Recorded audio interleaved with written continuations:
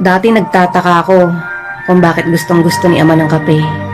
Bago umalis patungong trabaho, magkakape.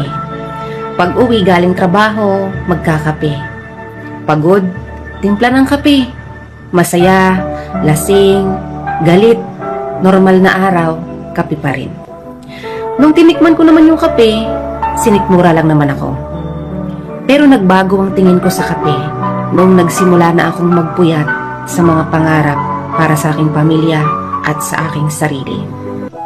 Hindi pala yung kape ang nakaka-addict, yung pakiramdam pala. Hindi lang kasi siya basta likido na may matamis at mapait na lasa. Isa siyang pahinga. Bawat higop ng kape, oras mo iyon para sa iyong sarili.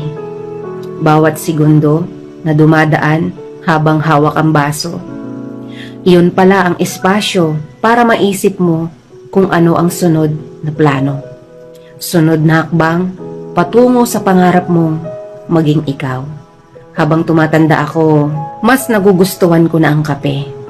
Ganon marahil kapag kailangan mo ng saglit na pahinga sa nakakapagod na mundo.